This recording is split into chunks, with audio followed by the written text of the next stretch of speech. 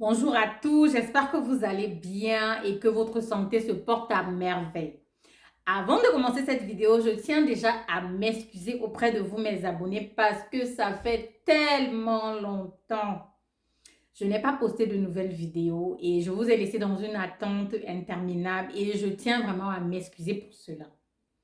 Mais dorénavant, on va recommencer à poster des vidéos tous les dimanches et aborder un sujet de santé qui vous préoccupe. Donc, sans plus tarder, on va commencer la vidéo. Aujourd'hui, on va parler des hémorroïdes. Je suis sûre que certains d'entre vous présentent des hémorroïdes ou une connaissance qui ont des hémorroïdes ou encore se demandent ce qu'on entend par hémorroïdes. Donc, dans cette vidéo, on va voir déjà c'est quoi les hémorroïdes, comment est-ce que ça se manifeste, quels sont les facteurs de risque et quelles sont les probables complications qui peuvent en découler et surtout comment traiter les hémorroïdes. Donc, sans plus tarder, on commence la vidéo. Les hémorroïdes, généralement, sont dues à une dilatation des veines au niveau de la région anale et rectale. Cette dilatation des veines est généralement due à une augmentation de la pression au niveau des vaisseaux. Et maintenant, c'est des facteurs de risque qui peuvent parfois prédisposer ou encourager le développement de ces crises hémorroïdaires. Donc, généralement, vous allez voir comme facteur de risque la grossesse, la constipation, les efforts de défécation répétés, la position assise, des positions assises inadéquates.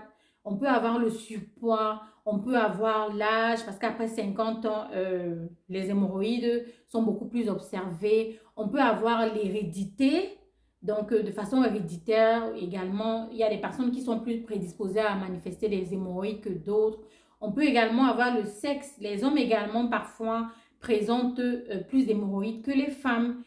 On peut également avoir au niveau de l'alimentation, la consommation de beaucoup d'épices ou encore l'alternance de diarrhée, constipation de façon répétitive. Tout ça, ce sont vraiment des facteurs qui parfois peuvent prédisposer ou qui peuvent entraîner le développement de crises hémorroïdaires chez certaines personnes.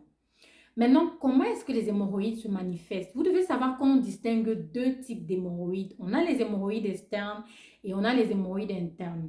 Les hémorroïdes externes, généralement, ont tendance à former une sorte de kyste ou bien de boule au niveau de la région anale. Et ces kystes ou boules-là, généralement, peuvent s'ulcérer ou se thromboser, donc comme se tordre et généralement entraîner des douleurs très intenses au moment de la défécation et ou encore rendre la personne vraiment très mal à l'aise en fait parce que c'est vraiment douloureux. On a également les hémorroïdes internes. Maintenant, les hémorroïdes internes se manifestent beaucoup plus par des saignements. Ce sont des personnes qui vont aller aux toilettes et qui vont se rendre compte qu'après la défécation, elles vont trouver du sang sur le papier hygiénique ou encore dans la cuvette des toilettes.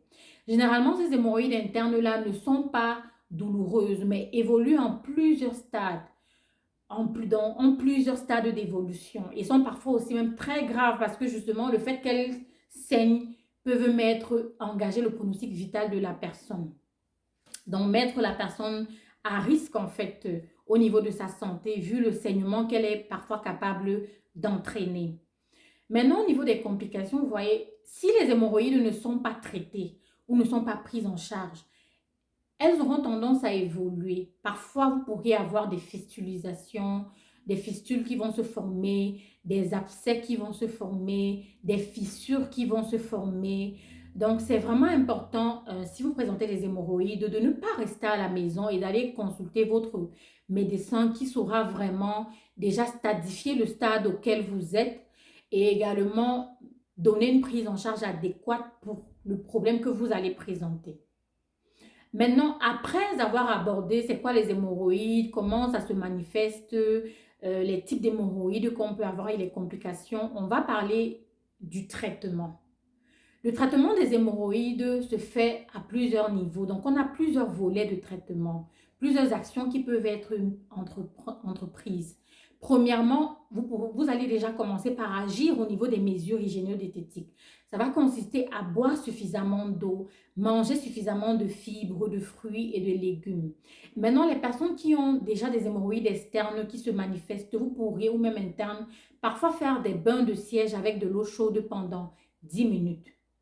Chez des personnes qui ont comme facteur de risque la constipation, comme facteur prédisposant à des crises de la constipation, vous pourrez par exemple parfois prendre des émollients fécaux. Ce sont des substances à base de colasse qu'on retrouve en pharmacie ou encore certains autres types de laxatifs qui vont faciliter le transit intestinal et rendre les selles beaucoup plus molles et éviter ainsi que vous ayez des douleurs vraiment vives au moment où vous allez déféquer. Autre mesure que vous pourriez appliquer pour les personnes qui présentent des hémorroïdes externes qui sont généralement très douloureux, ce serait d'utiliser des crèmes de stéroïdes ou des crèmes anesthésiantes au niveau de la région anale, après ou avant, selon le type de crème, être allé à la selle. Maintenant, ce sont les mesures généralement qui sont prises et qui sont, je dirais, qui ne sont pas très invasives.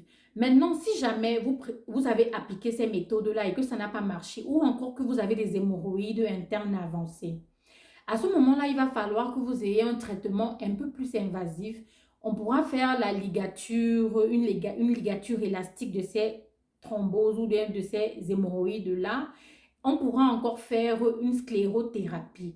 Mais ça, c'est vraiment votre médecin qui va vous accompagner dans le traitement qui sera adéquat pour vous.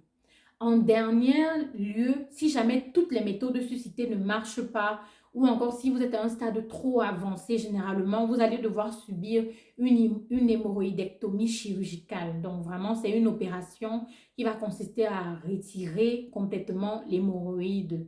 Mais ça se fait toujours sous assistance et sous suivi d'un médecin.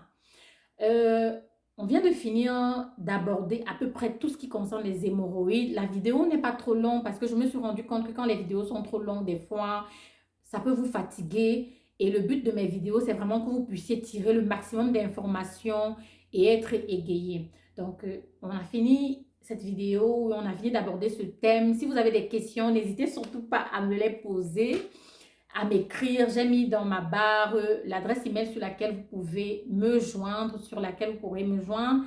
Et également, n'oubliez pas, tous ceux qui ne sont pas encore abonnés, à vous abonner, également à activer la cloche de notification. Comme ça, chaque fois que je vais publier une nouvelle vidéo, vous allez être informé tout de suite. Je vous remercie et on se revoit la semaine prochaine pour parler d'un nouveau sujet et d'un nouveau thème. Portez-vous bien et surtout profitez du beau temps. Merci et bonne journée.